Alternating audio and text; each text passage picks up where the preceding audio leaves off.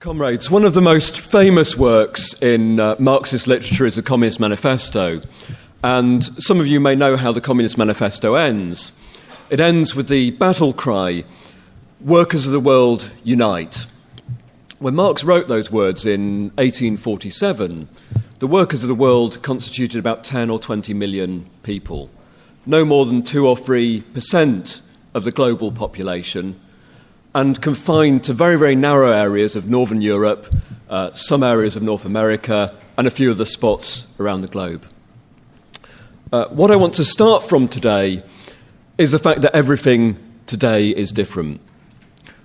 We reached in 2013, according to data from the International Labour Organization, a world historic tipping point.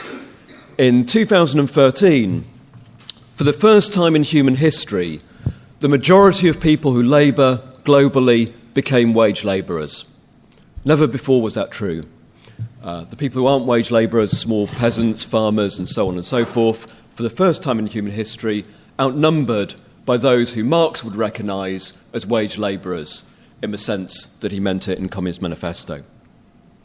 There are now 1.6 billion wage labourers on a global scale, an increase in 600 million since the mid-1990s. An astonishing rise, almost all of that rise concentrated in the global south, in countries like India, China, other bits of East Asia, Latin America, and so on and so forth. The great paradox we face, though, is that at this moment in which the working class becomes the majority on a global scale, the paradox is that never before in any period since the early 20th, late 19th century, has the question of class and the role of the working class been so vigorously contested on the radical left. There's a huge debate developing about the potency of the working class and its ability to challenge capitalism. And I want to try and deal with this paradox and explain some of the arguments. But as evidence of this debate that's developing on the radical left, let me quote probably the most famous public intellectual of the radical left, perhaps with the exception of Chomsky. Let me quote Slavoj Žižek. It's an article he wrote in 2011 in the wake of a 2.5 million strong strike by public sector workers. This is Žižek. "The chance to be exploited in a long-term job is now a privilege." Maybe. The category of the unemployed has expanded to encompass vast ranges of people, from the temporarily unemployed, the no longer employable, and the permanently unemployed, to the inhabitants of ghettos and slums, and finally to whole populations and states excluded from the global capitalist process. And he adds that the strike by 2.5 million people is a revolt of the salaried bourgeoisie, desperate to hold on to the privilege of the surplus wage. Here you have in Žižek combined two extraordinarily common arguments that you encounter in different forms in the arguments on the radical left. On the one hand, the mass of people too downtrodden, too precarious, too weak to resist, the inhabitants of slums and ghettos. On the other hand, a small minority of people, and bizarrely, Žižek is referring to the sort of dinner ladies and classroom assistants who are out on strike and very low-paid jobs. This minority is supposedly too privileged, too bourgeoisified to actually have any interest in fighting the system. And these two notions of precariousness on the one hand and privilege on the other are extraordinarily common on the radical left today. Now, I want to argue that we have to start somewhere quite different if we want to understand class in the 21st century. We have to start not from a view that working class people are morally superior, are more intelligent or educated, or that working class people are always radical or left-wing, or that working class people are always fighting. All these are complete myths. Marx never argues any of this. What Marx is arguing about the working class is that the working class occupies a specific position within the social relations of capitalism, and by virtue of the position it occupies, it will acquire certain capacities and interests which make it a special class when it comes to fighting capitalism. The working class is a special class by virtue of the strategic position it occupies in capitalist society. And secondly, in the long run, that position in society will push working class people into struggles. That's Marx's argument. First of all, what's the position that working class people occupy in a capitalist society? The position of working class people is defined by two things. First of all, they are deprived of ownership of the means of production. Deprived of ownership of the means of production, and therefore, in order to labour, they have to turn to a capitalist who owns the means of production and go and work for that capitalist. Pretty much everyone in the room, if you're not employed by the government, you probably work for a capitalist. You're a student, and at some point you will go and work for a capitalist. That's the first thing. Secondly, in that relationship with a capitalist, you are paid a wage, but in that process, you are subject to exploitation. And those two things define the position of working class people in a capitalist society. And from that follow certain properties of the working class that make it, from a Marxist perspective, a special class in capitalist society. And I want to point to four aspects of the working class that make it a special class. The first aspect is that the working class under capitalism is the only class with the numbers and power and social weight to drive for a social transformation, a revolutionary transformation of society. Why do I say that? Because capitalism, wherever it goes, is compelled to create a working class. That's why I gave this figure at the beginning of 1.6 billion wage workers, extraordinary rise of the working class. Why does it happen? Because everywhere capital goes, in order for capital to expand, it has to employ and exploit wage labour. And so the class relationship becomes a global relationship, and eventually, in 2013, according to the ILO, wage labour has become the global majority. But not only are they the majority, but working class people acquire from this relationship extraordinary power. Marx uses the metaphor of the vampire when he talks about capital. He says capital is like a vampire feeding on the blood of working class people, sucking the profits out of living labour. The vampire metaphor is some of us like vampire movies and so on and so forth. It's a brilliant metaphor because it captures both aspects of the relationship. On the one hand, capital oppresses us like a vampire. On the other hand, capital is dependent on us. You starve a vampire of blood, the vampire withers and dies.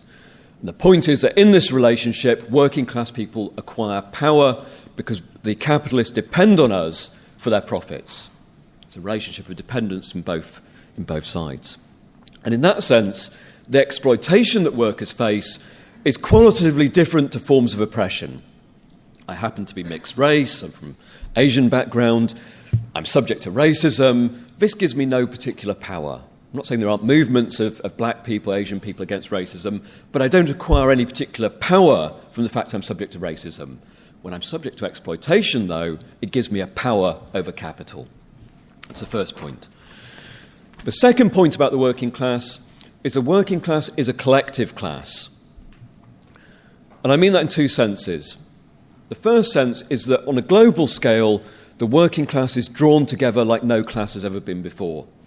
One of the other world historic tipping points in the last 10 years is that for the first time in human history, we live in a world where the majority of people live in urban settings. In cities, in megacities, in small cities, in towns, but in urban settings. It's an urbanised class. But it's concentrated in another sense as well. The capital is compelled to draw together machinery, technology and so on in huge concentrations and pull together large groups of workers to operate it. The formation of what Marx calls a collective labourer is a feature of capitalist production. This process continues today. What's the typical size of a workplace in Britain? I've heard people at Marxism and many times in the past say that we live in a world today in which there's small, footloose entrepreneurs and we all work in tiny workplaces around Silicon Roundabout in Old Street. There's like 5 people in a workplace. It's complete nonsense. If you look at the working class in Britain, more than half of the working class work in workplaces of 100 plus people. 100 plus people. We still occupy a world of large workplaces. Compare that to Marx's day. I went down to the British Archive and pulled out the old factory inspectors' reports. If you look at the factories of Lancashire during the 1830s, the average workplace size I calculated is about 139 workers. And these are the giant textile mills of the Industrial Revolution. And these are the biggest workplaces, some of the biggest workplaces in Britain. The general historical tendency is to create bigger and bigger workplaces, and that continues to be a feature today. As it concentrates people, capital puts workers in similar positions to one another. It's a relatively homogeneous class of people, not that every worker is the same, not that our position is all identical, but relative to capital, every worker can understand and identify every other. It means if you get workers together from China, together with workers from Britain, of course the conditions, the lifestyles are very different, the level of poverty is very different, and so on and so forth. But every worker can identify in every other worker the world over features of the same kind of exploitation, the same kind of relations that people face with their manager, their boss, and so on. So that's the second feature. The third feature is that capital pushes workers to organise and fight. And it does it because there's a constant pressure on capital to extract more value out of workers, to squeeze more profits out of them, and to constantly reorganise the labour process to make it more efficient, more productive, and so on. As this happens, workers find that in basic ways they're forced to organise and fight, even at the most primitive level of breaking machines, sabotage, through to strikes, occupations, and revolutions. And we think, because we have a very short-term perspective sometimes, we think the working class is passive. Look at the history of the working class, and you find very rapidly that the working class is the most consistently militant, oppressed class in world history. Look at the great slave revolts from ancient times. Yes, there were slave revolts. They were huge in scale. They happen every few hundred years. You look at the great peasant revolts. Yes, but every 20, 30, 50, 100 years. You look at the working class. Every 5 or 10 years, somewhere there'll be a revolution, a strike wave, a wave of resistance. The working class is the most militant class in world history. And this is a process for which people's ideas begin to be transformed. What are the ideas of working class people? The notion that working class ideas are fixed is complete nonsense. Working class people generally contain in their heads many, many different ideas that are often in contradiction with one another. Because we all face the drudgery, the mundane side of capitalist existence, because we're all forced into workplaces, because we're all treated as atomised, isolated individuals, because the capitalist system seems this internal, unchanging system, a lot of the time workers do feel powerless. And because of that powerlessness, they can accept ideas that run contrary to their own interests. The idea of you keep your head down and work hard, you'll do better, that everyone can break through and become a capitalist, the American dream, ideas such as racism and sexism and so on and so forth. But it's very, very rare, I would say almost impossible, for these ideas to be total, uncritically absorbed within the working class in their entirety. They're always coexisting in the heads of workers, an alternative set of ideas based on solidarity, a common interest with people around them, altruism, and so on and so forth. And often memories of struggle, handed down from parents, from friends, from the life experience of working class people, that again and again run in contrast to these ideas. It's a dynamic situation in which ideas can change because they're in tension and contradiction with one another. And usually they change because of two things. First of all, mainstream ideas begin to break down. The mainstream common sense begins to break down in moments of crisis. The notion that capitalism functions smoothly and that it will enrich us all might have been accepted by some workers in the 1970s, the 80s, the 90s, and so on. very, very difficult to make that argument today. That's why arguments such as Thomas Piketty's book about inequality have such a huge resonance, because no one thinks capitalism is delivering for them today. That's the first aspect. The second aspect is ideas begin to change when working class people are pushed to fight. It's in moments of struggle that workers begin to recognise their common interest as workers and their capacity to resist capital and their capacity to transform the world. Every time workers fight, their horizons are broadened, their ideas begin to be transformed. The fourth and final reason why the working class is a special class is that workers' struggles at their high points open up the possibility of revolutionary transformation. The high points of workers' militancy demonstrate a simple fact. The fact that capitalist wealth is dependent on labour, and the fact that capitalist wealth creates the potential for a world without inequality, without need, and without scarcity. In the high points of revolutionary struggle, what you begin to get is workers beginning to reorganise society from the bottom upwards. The high points of workers' struggle feature organs of workers' rule, Soviets, workers' councils, popular assemblies, and so on, that express a capacity of working class people to reorganise society from the bottom upwards. Part of the reason why workers' struggles do that is because individual solutions are closed off under capitalism. If you were a peasant in the Middle Ages, you could rise up in revolution, in revolt, you could kill the lord of the manor, you could seize his land, you could divide it up 1,000 ways, each farm your own plot of land with your own tools, and so on. That route is closed off under capitalism. The workers at Heathrow Airport is the biggest workplace in Northern Europe. There's 85,000 people working there. You can rise up and take over Heathrow Airport. What you can't do is divide it up 85,000 ways, each take a bit of the runway home and try and land a jumbo on your front lawn. Just can't happen. Individual solutions are closed off by capital. Collective solutions tend to arise out of worker struggle. These are the basic features of working class Marx identifies, the four features that make it a special class from a Marxist perspective. The problem, though, is that capital is a restless system. Capital constantly reorganises itself, and in each of these processes of reorganisation, when working class people are not fighting, and the level of struggle globally today, I should qualify that, there are areas where the level of struggle is very high. China is one example where you have a rising tide of workers' struggle. There are other countries as well, Greece, Egypt, and the road to the revolution and beyond, and so on. In general, the level of working class struggle remains quite low. And in these kind of periods, what you get are debates which argue that these capacities and interests of the working class have been robbed from them. And I want to turn now to look at some of those debates and take them on. And I'm going to focus on the debate about the working class in the most highly developed countries, because here is actually where the debates are most strident and most sharp. Let me give you one example. The New Left Review is one of the most prominent left-wing journals in the world. There's an article by a very well-known theorist, Goran Verborn, in a recent New Left Review. This is what he says. Over the past 30 years, deindustrialisation in the north, the global north, has halted or reversed the forward march of labour.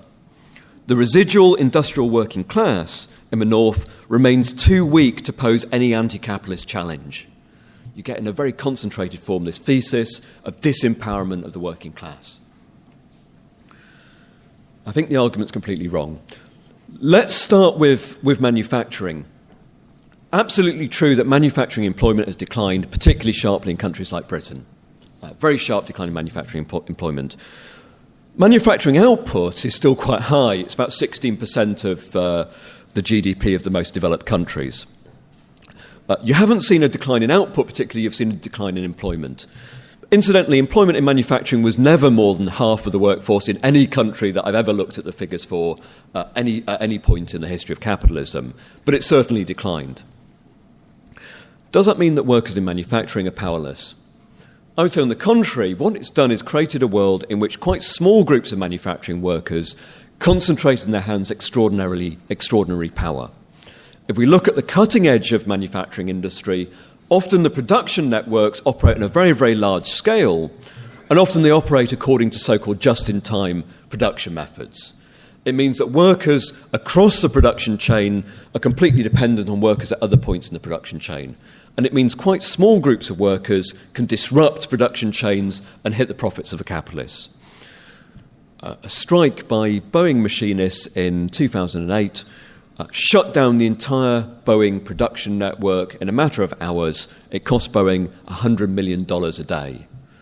Workers in the Ford engine plant in East London in the run-up to the big dispute in Dagenham in the early thousands told me they could shut down Ford's entire van-making network across Europe in 8 hours. Small groups of workers in manufacturing possess enormous power still today. Secondly, the decline of manufacturing is not a decline of the working class. And unfortunately, too many people, including Marxists who should know better, identify working class production with the production of stuff. And Marx never makes this argument, never appears in Capital. What Marx argues is that the working class produce profits for the capitalist. And they may produce it by producing goods that are then taken to market and sold, or they may do it by producing services that are actually produced as they are sold. Both of them are groups of workers, and both of them possess power not because they produce stuff, but because they produce profits for the capitalist. And one of the things, and incidentally, we shouldn't accept the argument that service sector employment is all weightless, simple mental, kind of magical labour that's going on in our heads and doesn't actually have any material bearing on the world. If you think about bus drivers or tube drivers or people who work in warehouses and so on, these are often very, very manual forms of labour anyway. What's really happened in Britain and other countries is that you now have emerging a world of very, very large-scale service sector employment workplaces that in many ways are run like traditional factories. Let me give you an example. In Amazon, one of the very big corporations of the world today has begun setting up massive, what they call fulfillment centres, I think they're called. It's slightly Orwellian term. And where are they setting up? They're setting up in ex-mining communities. I looked at where they're located geographically. They almost all seem to be in ex-mining communities. And there are reasons for that, but we can come back to that. They're very big workplaces. They employ about 1,000 people. In the run-up to Christmas, you're talking about 2,000-3,000 people. Huge, huge concentrations of labour. What are they like? They're run according to what's called Toyotism. Toyotism are these newfangled team working. Everyone has an input to make. Let me read you what Amazon say about their fulfillment centres. This is from their website. We continuously work to streamline our processes and eliminate defects. And we empower all our associates to innovate to help achieve this. We use many systematic methods to make work processes easier and more efficient, including the Kaizen program, derived from the Japanese term meaning change for the better. Who could oppose change for the better? Indeed. Through the Kaizen program, associates working in small teams can identify areas for improvement, giving them the opportunity to influence their working environment and streamline the process. It's Amazon's description of its fulfillment centres. This is what an Amazon worker says. We are machines. We are robots. We plug our scanner in, we're holding it, we might as well be plugged in ourselves. He walks 11 miles a night around this warehouse and earns £8.25 an hour. It's a special overnight rate in an Amazon fulfillment centre. That's reality. It's not Toyotism, it's Taylorism. It's Taylorism, but it's electronic Taylorism where you're monitored, every step you take, monitored by a machine, you're plugged in, you're a robot, that's how you're treated. That's a world of work for millions of people in Britain today in the service sector. The question of whether you're producing goods or services is not relevant in this context. The point is you're drawn together in concentrations, you're exploited, and through that process of exploitation, one has to ask, do the Amazon workers have the potential, objectively, to organise and fight? Absolutely they have that potential. I'm not saying it's easy, but lots of groups of workers facing horribly oppressive conditions have found ways of organising and fighting historically. Is it objectively possible? Absolutely. What would happen if the 1,000 workers in Amazon Fulfillment Centre went on strike? People would not get their stuff. People would not get their stuff. For all that Amazon is an internet company, it relies on networks of real people and capital to actually fulfill what it's out there to do. It's also true of other groups of workers who do not directly generate profits. If you take the financial sector, as Marx points out, people who work in banking and so on don't actually generate new value. However, if you work in a bank, what you're responsible for is grabbing profits from elsewhere in the capitalist system, and unfortunately for the bankers and financiers, they require groups of workers to do it. You look at the financial sector, it's absolutely chock full of large groups of workers, often working in call centres, processing centres and so on, who are absolutely central to the smooth functioning of the financial system. Just because they're not generating new profits doesn't mean they can't hit the profits of their bosses that they grab from elsewhere in the system. Finally, in terms of the working class in Britain and other developed countries, there are lots of groups of workers who don't generate or aren't responsible for grabbing profits from anywhere. I'm thinking in particular of workers inside the public sector and the not-for-profit areas of the public sector. However, two things. First of all, the process of privatisation means that actually quite a lot of groups of workers in the public sector have acquired a power to hit the profits of their employers because they're often private sector companies operating in this sphere.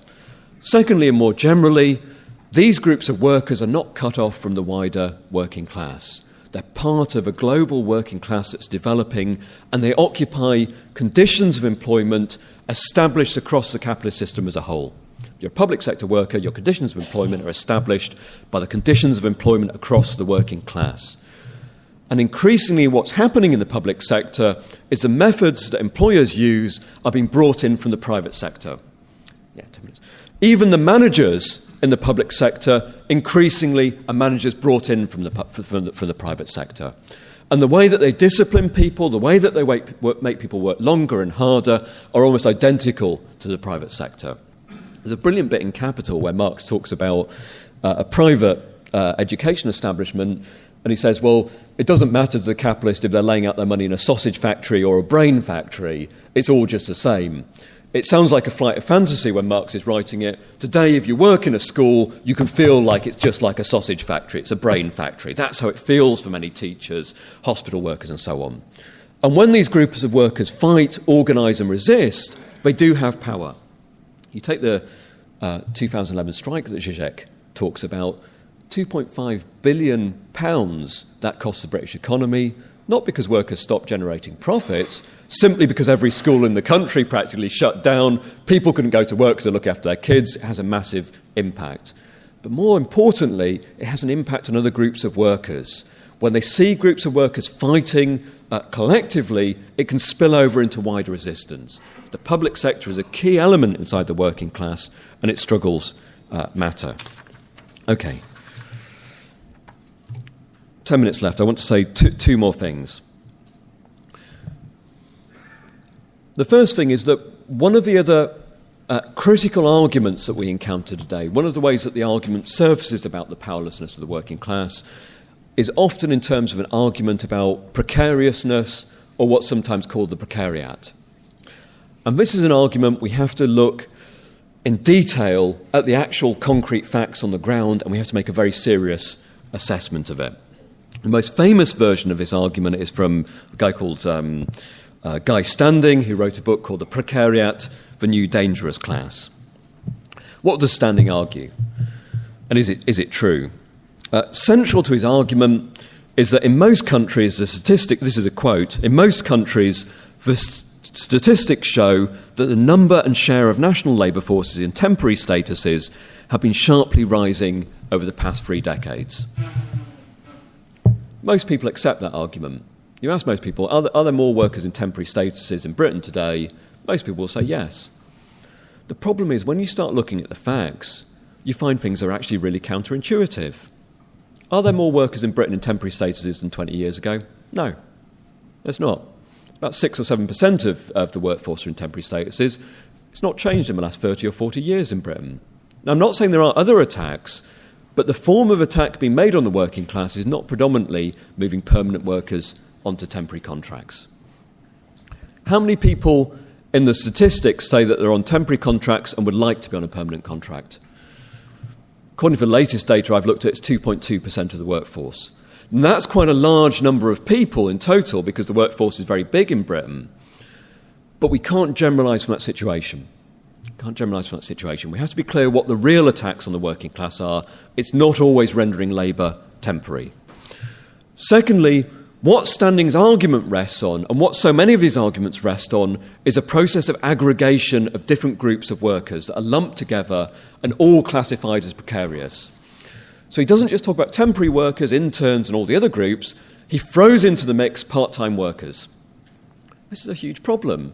If you think about part-time work isn't a way in which people have been made peripheral in the labour market. It's a way over the last 40 years in which huge numbers, particularly of women workers, have been drawn into the labour force, have been given permanent jobs. You think about all the dinner ladies, part-time classroom assistants, people who work part-time in the health service, and vast numbers of part-time workers who have long-term, stable employment in Britain, join unions, fight, organise, resist, and all the rest of it.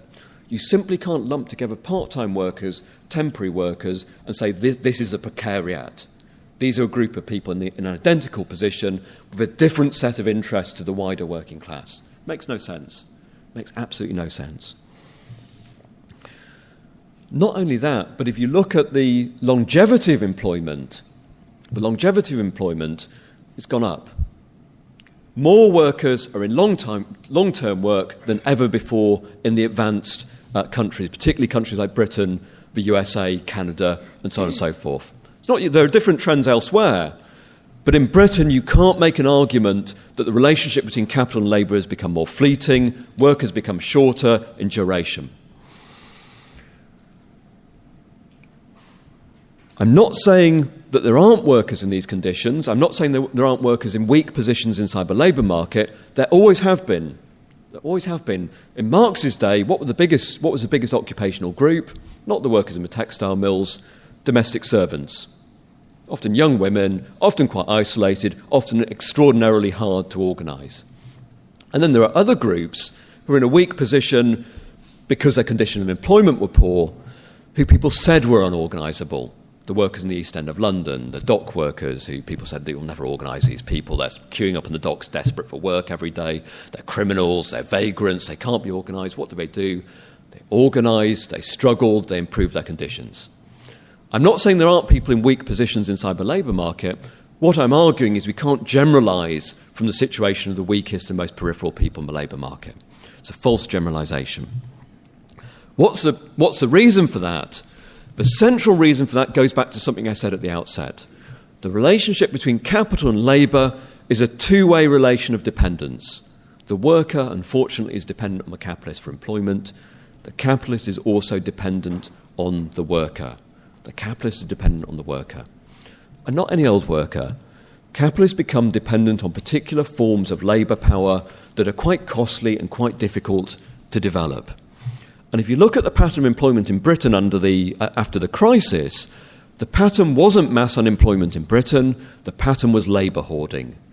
Holding on to workers, cutting their wages, attacking their conditions, but not throwing them on the dole. Why is that? The first most obvious reason is it can be hugely disruptive to kick people out of work. You want an example of that? Look at Phil Turner. Worker kicked out of his job. What happens? The union threatens to strike. Bosses give him his job back. The first reason, it's disruptive. It disrupts morale. I hope Candy Udwin is going to win a similar victory at the National Gallery. It can be hugely disruptive to sack people. It's not a straightforward process. Not only is it disruptive, but actually it can be extremely costly. Sacking people is not without its cost. More importantly, almost every group of workers have some degree of training, some degree of experience that is valuable to the capitalist class. And if the capitalists can acquire the right kinds of labour power, they'll hold on to it because they depend on it to make a profit. Even in the service sector. if someone gets hold of a group of workers who actually have good customer service skills, who don't insult their staff and don't pour their coffee on them and so on and so forth, they'll try to hold on to them because they can make a profit out of them. It's not as simple as saying that people just throw people out of work left, right, and centre. If that's all true, it begs a question. I want to finish on this. If we're not really that precarious, why do we feel so horribly, horribly precarious all the bloody time? Why do we feel that way? I think the reason is actually not that difficult to grasp. You see, we've had, since the 1980s, a period in which working class people have been absolutely hammered. Absolutely hammered. Doesn't always take the form of unemployment or precarious labour, but in other ways, we've been hammered. Working class people suffered on a global scale, particularly in countries like Britain, extraordinary defeats in the late 70s and early 80s, from which the working class movement has not yet recovered. The struggles were defeated, and as a result of those defeats, the ruling class were able to engage in an offensive against labour. Don't always get their own way, by the way. It's not true that there's no organisation, no resistance in the workplace. But nonetheless, the balance of power inside the workplace has shifted to a degree in favour of capital and away from workers. In that situation, if you feel that the boss can kick you around inside the office, the obvious logic of that is they can also kick you out the door. People can feel much more vulnerable and precarious than they actually are. Secondly, and combined with this, there has been a transformation of the working class in Britain. Not that it's been robbed of its interests and its powers and its capacities and so on, but there has been enormous restructuring of the labour force. Lots of manufacturing industry has shut down or been reorganised. Lots of new industries have been created. Lots of new workplaces have been born. And lots of new workers with no experience of struggle whatsoever have been drawn into these workplaces. What you have is a large workforce of 30 million people, many of whom have little or no experience of major incidents of class struggle, direct experience, and so on and so forth. And combined with that, if you look at the prominence of socialist and left-wing ideas inside the workplace, in many ways they've been attacked, marginalised over the last 20 or 30 years. But the reorganisation of the working class isn't one that robs it of its potential power. And we have to go back to an argument that Hal Draper, the American Marxist, puts when he says that working classes don't simply exist, working classes mature. And they mature through an active experience of struggle and beginning to observe struggles and battles around them, particularly battles that break through and win victories. And it's this process of maturation of struggle that begins to restore the confidence, a sense of organisation, and the sense that workers are not, after all, weak, powerless and precarious, but are strong and capable of fighting against the system. We have to understand that groups of workers in new areas of the economy will ultimately fight because of their position under capitalism. We don't know when the struggles will break through, we don't know at what point they will emerge, but we have to anticipate that in the years to come there will be struggles developing in these spheres of the economy. As large groups of workers come into struggle, there will be a much, much wider, broader audience for socialist and revolutionary ideas. But let me just finish on this. Even today, the audience for those ideas is not tiny. There was a fantastic poll in The Guardian, which everyone should look at. 6% of the British population identify themselves as very left-wing. Not just left-wing, not just centre-left, very, very left-wing. That's not a small audience. You're talking about 4 million people. 4 million people is a pretty good starting point for the Socialist Workers' Party, in my view. Let's start with the 4 million, and we'll worry about the 30 million down the line. One of the things it strikes me we have to do is we have to relate to that audience, but we have to patiently try to win them to an argument about the continued viability of the working class struggle, but also the continued necessity of the working class struggle if we want to have a chance of breaking this rotten system. I'll finish there.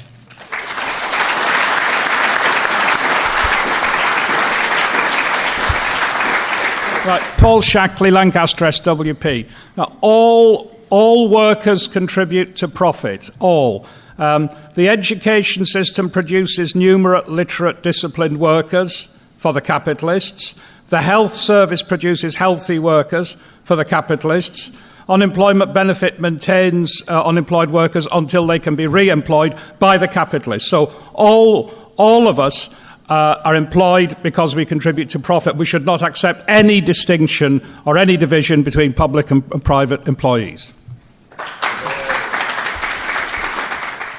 Yes, I agree with everything that Joseph said, but I want to add a dimension of understanding to what he said. And I want to pick up one of the very last comments he made about Hal Draper. Hal Draper wrote an absolutely brilliant pamphlet called The Two Cells of Socialism. And the two cells of socialism are about socialism from above and socialism from below.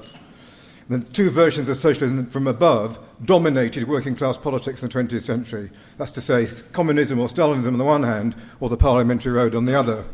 Both of those versions of socialism exhausted themselves. In the case of the first one, Joseph talked about the Communist Manifesto, but what became known as communism was a monstrosity. And let's not underestimate it, a complete monstrosity. There's a fascinating review by Annie Zabrowski in the present edition of the Journal, reviewing a book about interviews with workers that took place in the Solidarity Revolt against Stalinism. And despite the fact that the outcome of that was simply a freebooting version of market economy to replace Stalinism, Andy quite rightly points out workers gained democratic freedoms which they didn't have under Stalinism. And just consider that. So that we live with that particular legacy, but we also live with the legacy of the failure of the parliamentary road, which has discredited the words, not just discredited the word communism, hardly anyone uses that word communism. We avoid it. We talk about revolutionary socialists. We are actually communists with a small c. We never use that word, think about that. But also the word socialism. We use it, very few others do. Now, we're all very interested in Jeremy Corbyn's election campaign, and he did very well in the so-called leaders' debate. Did he mention the S word once? No. I'd be very interested to know if Jeremy Corbyn is ever mentioning the word socialism, and as he's doing extremely well, is he talking about socialism? What does he mean by it? I don't think he's using the word. And this is a major problem for us. And it partly addresses the major contradiction that Joseph described at the very, very beginning, the reason why the Zizeks and so on bang on like they do, because they're profoundly affected by this ideological crisis. And this raises a fundamental problem for us. And the conclusion I draw from it just means that our propaganda work, events like this, but our publications, are that much more important, and the capacity for all of us to become very, very effective in trying to win back an argument for socialism is much more important. The fact that we've got this massive crisis of capitalism and the response has been relatively feeble, and where there has been a response, two great examples, and I'll finish on this, Egypt and Greece. Phenomenally exciting Egypt, with the workers playing a very, very strategically important role, but the politics of that workers' revolt never really crystallised in any way at all, which is one of the reasons why the defeat took place. When it comes to Greece, just look at Syriza. I mean, what can you say? I mean, it's appalling what's happening with Syriza at the moment. These were the two great hopes coming out of this crisis. And at the moment, they're both profoundly shaped by this ideological crisis.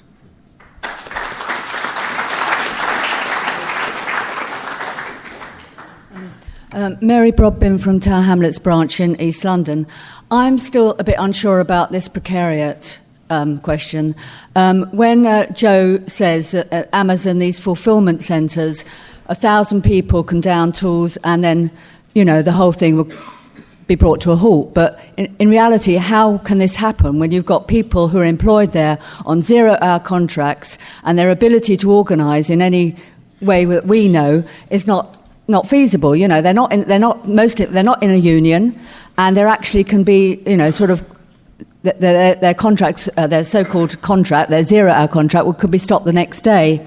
And why I say this is because my experience, when you say it hasn't much changed, I'm going to talk about my experience when I worked at the Daily Express. I was there employed for about 30 years, and when I arrived on Fleet Street in the 1980s, it was a closed shop. Fleet Street was a closed shop. It was an incredibly strong place to go to work. There was no chance of the employer getting rid of you. In fact, the employer didn't even employ you. I had to go to my union to get the job. All the jobs went through the union. You went to the union office and said, what jobs are available?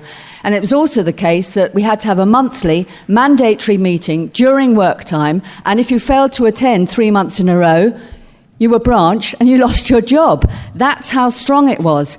What is the situation now at the Express? The Express has not had a pay rise for 7 years. The union membership has plummeted. Mostly the people that work there are on contracts or on freelance. Your contract is stopped when you've achieved 10 months of work because they don't want to give you a full year because then you might get some rights like holiday and sick. People are in what I would consider a very precarious situation. And this applies to the whole of Fleet Street. I'm the chair of the London Central Newspapers branch, and we get tales of people who are, our membership, of course, has fallen. We know that. But, the tales of woe from the Express where the people who do want to organise are not getting any resonance because people are scared. And really, it is, when I compare it to what it was, it has fundamentally changed. And I think the same applies to Amazon workers and in large places of work.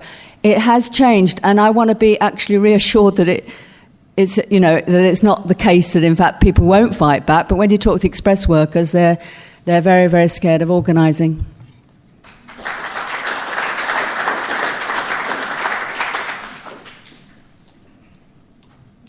I'm just going to come back on that very quickly before I go on to say what I stuck my hand up to say.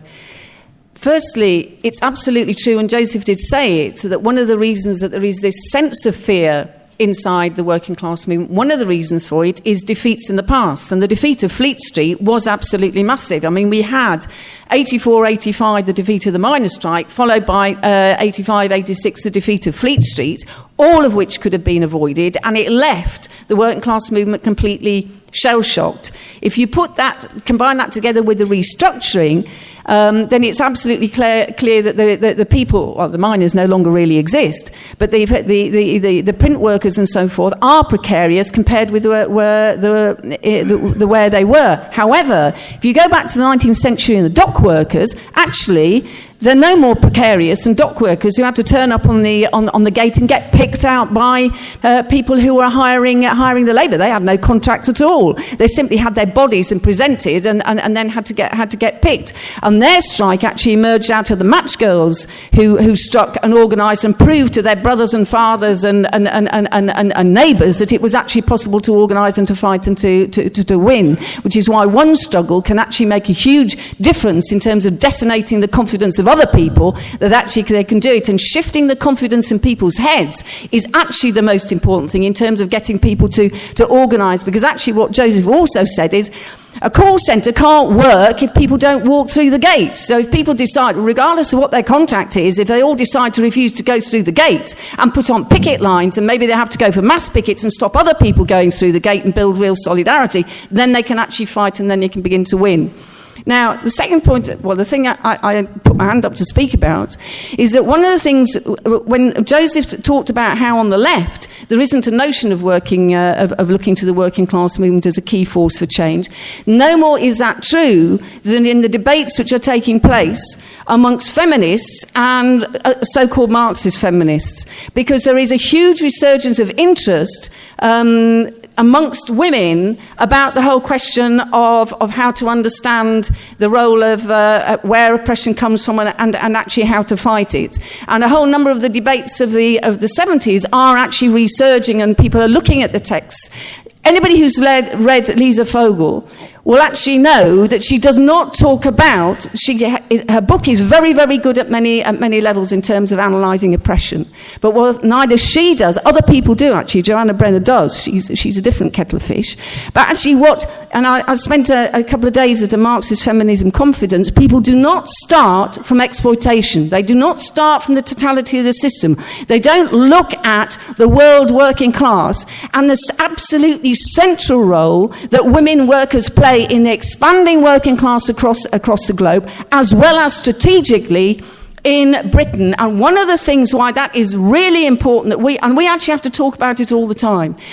Joseph, when you do your next talk, you actually have to talk about how that is a female working class as a male working class. And the reason for it is we take that for granted. But one of the key arguments which takes place amongst over the question of oppression is intersectionality, where people are talking about there's racism, there's sexism, and there is class, and they're all equal. They are not equal. They are not equal because of the strategic place that workers play inside an exploitative system which gives workers a power.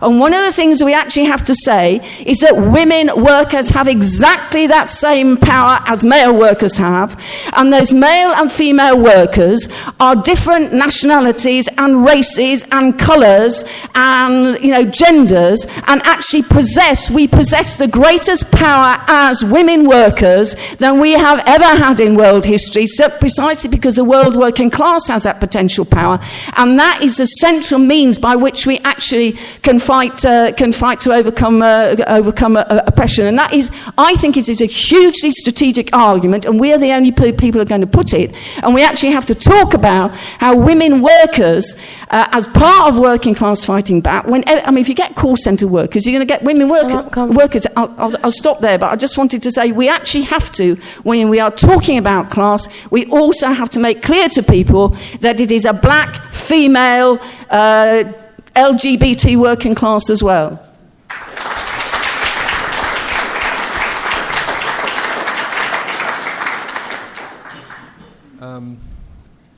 I hate to... Is this on? Can you hear me? Is that better? Yeah.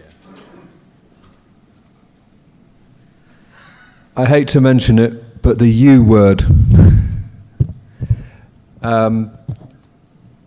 In the election that's just been, large numbers of largely middle-class people switched their vote from the Liberal Democrats to the Labour Party. And they made a net gain from the Tories of 2, and it was almost exactly the same result in England and Wales as was repeated from 2010. An almost equal number of people abandoned Labour and voted UKIP. And a large number of the people that voted UKIP that came from the Labour tradition came from traditionally working class areas. We see that in the Hayward and Middleton by-election, the last by-election in the last Parliament, and similar situations in Rotherham and the neighbouring Rother Valley. In fact, in the Rother Valley, the home of where Orgreave is, UKIP managed to have a 28.1% share of the vote, which is, unprecedented.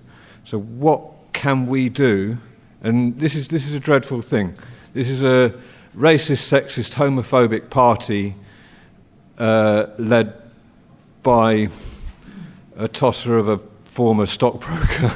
Why is it that this former stockbroker is talking to or is being listened to by working class people in Rotherham and Manchester and the Welsh Valleys and so forth? Why?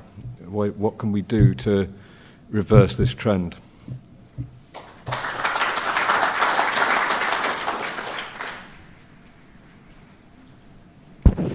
My name's Janet Maiden. I'm a nurse at UCH, and I just wanted to talk a little bit about discussions I have with health workers. I want to start, though, thanking Joseph for a really clear and brilliant talk, and I'm glad you told us the quote from the Amazon worker, and I'd love to...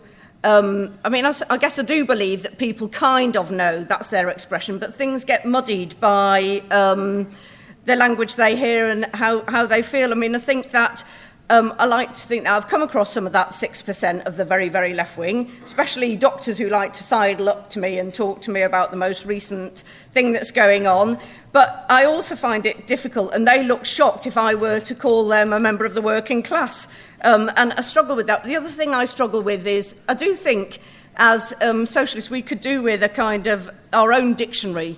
And I'll tell you what and to sort of have when the Tories use a word choice, what on earth does that mean? It means anything but choice. But my favourite one, and I thought the comrade before who talked about a dirty word was going to say unions, and but because I have some very specific experiences, and a word I love and hate really is partnership.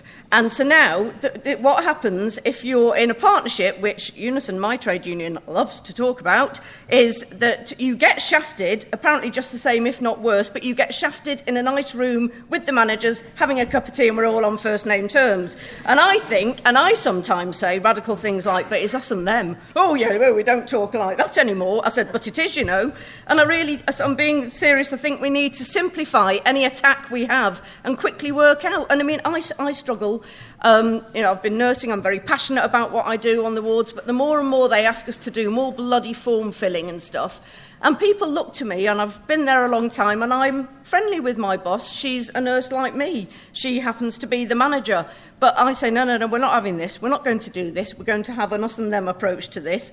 The day after the general election, this Australian nurse, Sean, who I love because he's a lefty, came up and said, are we going on strike? He just wanted to go on strike because of the election result. And I suppose, but on the other hand, I have to tell you the other side of the argument is I sat on the eve of the tube strike with this nurse telling me, with great confidence, that nurses can't go on strike. I'm like, what do you mean nurses can't go on strike? I've been on strike 50 times at least. And somebody said, don't you know who she is? And, but I mean, unfortunately, sadly, I stand out as one of the nurses who go on strike. But yes, they can go on strike, as we know. And as I say, I struggle with those discussions. It was lovely walking past the beautiful photo montage of photos. There's a woman I work with, Viv. She's in the RCN. She came on protest with me. She loved being radical. She bought her first Socialist Worker. And I mean, at the end of the day, as well as telling people about us and them, we shouldn't keep what we discuss at Marxism a secret for us, because it's just bloody brilliant, our ideas and the way we understand, and some of us better than others, and I come and listen to great talks to go back and inform my arguments, that it is us and them. We are many, they are few, we can get on with it, we're the 99% and we can change the world.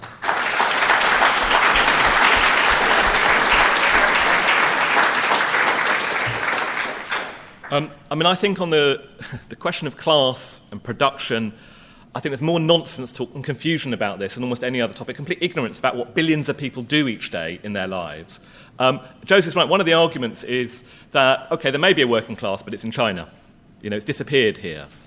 Well, one aspect of what's taken place, as you have an expansion of global production networks, is you also have an expansion of logistics networks. You have to get the goods to the markets, which are often still in the advanced Western countries.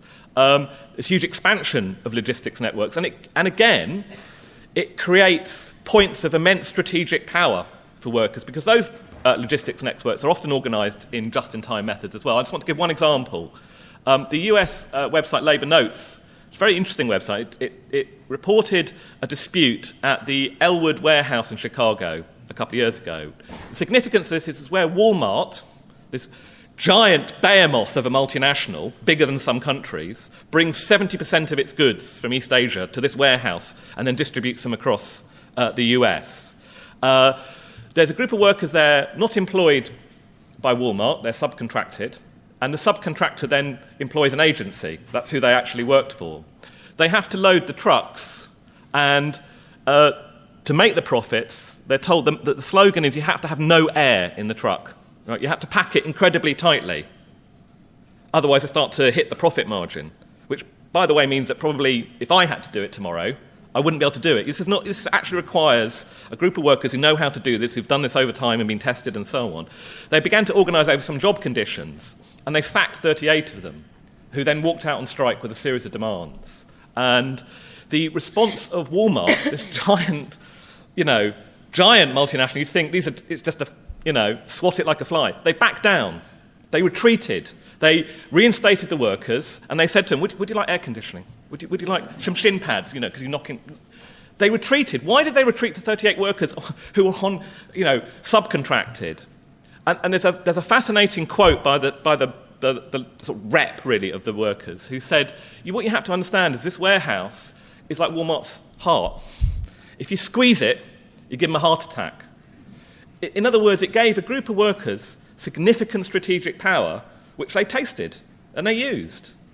And I think this is, there's an awful lot of talk about the deindustrialisation of manufacturing. There's very little talk about the industrialisation of services that's taken place, right? Which actually gives groups of workers increasing power. Just one other couple of things I want to mention. I think this notion that workers are incredibly disposable and precarious and they don't need us is a real myth.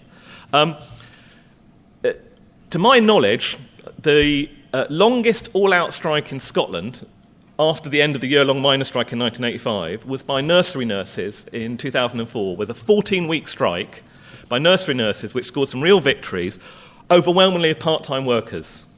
So again and again, people who are supposed to be disposable, weak, and so on, show that actually the bosses rely on them, and that dependence gives workers a potential to fight back. That's a reality of working class lives. The difficulty is we've not seen enough of those fight backs. That's why those arguments take place. But the myth that workers are disposable is part of their ideological armoury to think that we can't fight. We shouldn't accept it and we should reject that argument.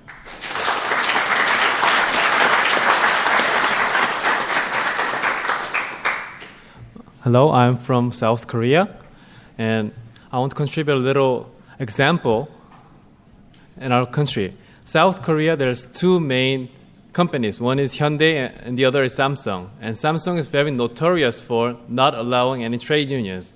But like a year or two earlier, the very first trade union that was built within Samsung was the casual, subcontracted casual workers who made an after service for Samsung's refrigerator and handphones, cell phones. How was that possible? First, it was possible because the worker situation because the condition of the workers was very horrible. I mean, there were no fixed wage. They would get paid by each service they would provide. So like in summer, they would have a lot of wage because many of the plants would go out of service, but at winter, they would have or sometimes no wage at all because there would be no cell phones going out of order. So they were on a very horrible condition. But also the other fact was that I think all this discussion about the precariousness, it also reflects that among the society there's very anger about the condition of those workers. Not just Samsung workers, but the feeling that many workers are not being treated well. So what happened was the very conscious workers within the Samsung and also the mood within the society kind of made some of the things to happen. So when the very few workers first went out to strike, it wasn't just by the power themselves, but the whole mood of the society supported them, blaming Samsung for being richest company in the country, yet providing so poor condition to the workers. So to organize in the very flexible working place, we need to have our eyes more open, not just the workplace, but as how the whole society has a feeling about them. But then, so I won't say all this discussion about the precariousness, it also has a reflection that we can take advantage of the society mood. But then there's another thing to be very worried about, because in Korea, now there are many kind of strikes caused by the casual workers or subcontract workers, that now some left people are arguing that they are the strategic importance, and they are now ignoring the power of the more organized workers. Contrary to Samsung, Hyundai has very well organized workers. They have most powerful trade unions. But when the Hyundai workers go on a strike, many now leftists kind of doesn't consider it seriously. So what I want to say is, to organize in a very poor working place, we have to be more political and know how to use the society condition. Because one of the main features of the Samsung's workers' winning was that Samsung's chairman Lee Gun-hee is about to die, so there was kind of a problem within their company. So they wanted to look nice. So that kind of also fed in the workers' victory. So we have to look not only within the workplace but to the whole society, but also on the other end, we should always be aware of the potential backfiring. Okay, thank you. This is a short contribution. I am asking this question because I may have missed something very important that's been said, which has escaped my notice. But by the term working class, are we talking, and I'm asking this question in view of the fact that in the contributions from the floor, reference has been made to so many different kinds of work that go on in our society. By the term working class, are we chiefly talking about those people who are either directly or indirectly engaged in the process of material production and distribution, or are we talking about anyone who sells his or her labour power in the market?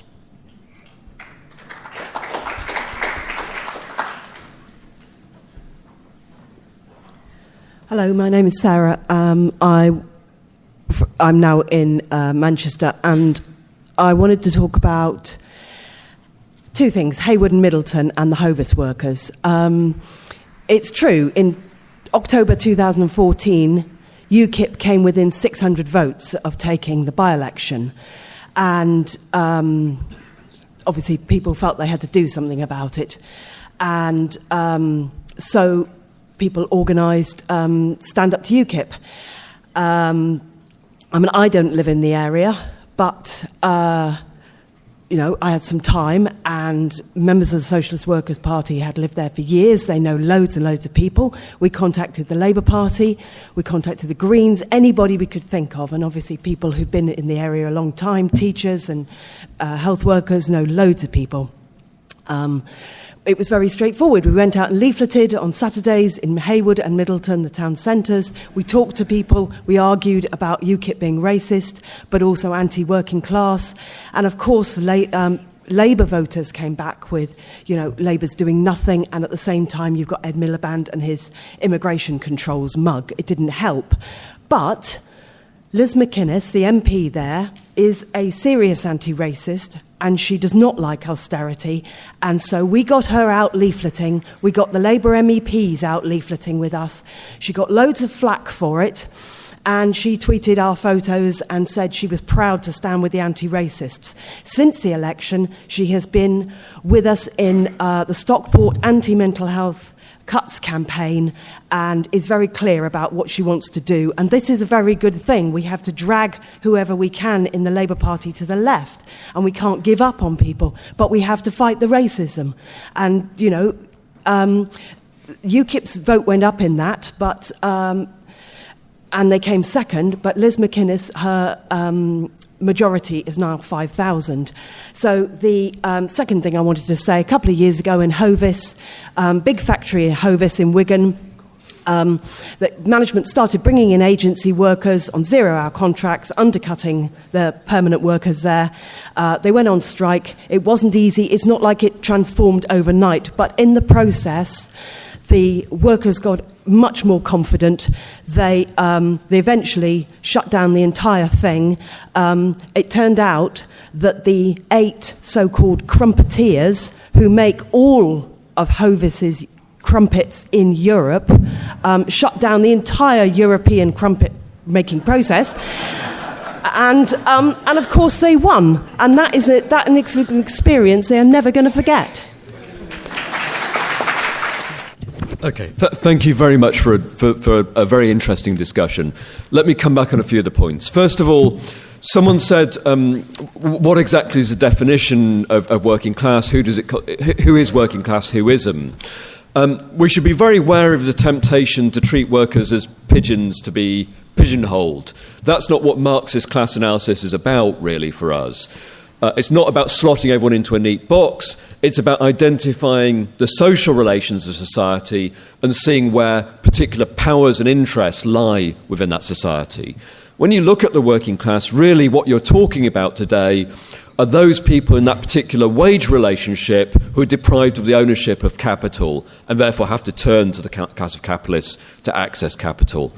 But surrounding those people is a looser layer of people, the unemployed, dependents, children, old people and so on, who clearly share a class interest with those core working class people, who also, by any meaningful definition, we should include in the working class. So I think that's what I mean when I talk about the working class in a contemporary capitalist society. Second, someone asked about UKIP. What can we do to stop working class people voting UKIP? Just very briefly, there are other meetings dealing with this better than I can. 3 things. First of all, we need a clear campaign against UKIP. You don't fight UKIP unless you say something about UKIP. Stand up to UKIP, therefore, which denounces them as anti-working class and as racist, is tremendously important. Secondly, we have to say to the Labour Party and the unions, stop giving space to racist arguments that UKIP are making. It's absolutely disgusting when you hear the leadership contestants of the Labour Party, with the honourable exception of Jeremy Corbyn, saying, oh yes, but we were too soft on immigration and that's why we lost the election. And every time they say that, all they're doing is giving greater and greater space to UKIP. And we have to say it's not good enough. And when there are union-sponsored MPs doing this, we have to say unions should withdraw their sponsorship if they're going to make these arguments. We have to put pressure on the Labour movement. Thirdly, though, very important to say, struggle matters. In the election campaign, you couldn't turn on the radio or the TV without hearing Nigel Farage. The one moment when Farage was silenced was during the NHS strikes. He had absolutely nothing to say when workers engage in struggle. And if you look at Greece, part of the reason why Golden Dawn have been marginalised is a powerful anti-racist campaign. Part of it is the emergence of powerful working class struggles that move the terrain away from the racists. Thirdly, Sheila made a very important point, which I didn't have time to address to the degree I would have liked to, about the diversity of the working class. It's absolutely true. If you look at the role of women in the working class in Britain, women are not simply central to the working class. Many of the strikes that are taking place today are led by women, for the very simple fact that women are disproportionately represented in the public sector. That's where most of the strikes are. If you look at the big demonstrations during the one-day mass strikes in 2011, absolutely thousands upon thousands of women workers at the centre of those struggles. It's not just women. You look at black people, immigrant workers and so on. The most integrated point in British society is the workplace. The most integrated point in British society. When idiots like Trevor Phillips talk about sleepwalking towards segregation, they completely ignore this basic fact. If you go to any workplace in London, you will find a multiracial group of workers working alongside each other in similar conditions. Two final points, bigger questions, I think. First of all, Mary Brodbin's point, how can the Amazon workers fight? Mark Thomas gave very good examples of workers in Walmart, another group that people think can't fight. I think it's not wildly different for the workers in Amazon. I'm not saying it's easy. It's never easy. No one who's organised a workplace thinks it's easy to do this stuff. Is it impossible? Let me quote someone. This is a little quote from the Fabian leader, Beatrice Webb, one of the most obnoxious people in socialist politics historically in Britain. This is from her diary in 1890s, and she's talking about the workers in the East End of London. What can we hope from these myriad of deficient minds and deformed bodies that swarm in our great cities? What can we hope for them but brutality, meanness and crime, whether they're struggling for subsistence of a dock gates or eking out their days in the poor law or penal colony? She wrote those words in the midst of the biggest strike that ever took place in the East London docks, the strike that actually won dockers a decent contract and a wage and so on and so forth, and spurred on vast numbers of struggles by these very same poor, impoverished, disorganised working class people in the East End of London. You can always look and say these groups of workers can't organise, it's much more difficult and so on. They always seem to find a way to organise. And it's not just that. But look at what's happening in the global south today. Look at the workers in Foxconn in China. Absolute despair, people committing suicide, horror, and so on, but suddenly people find a way to organise. Look at the workers in Marikana in South Africa, a group of workers who face not just being sacked if they go on strike, they face being shot.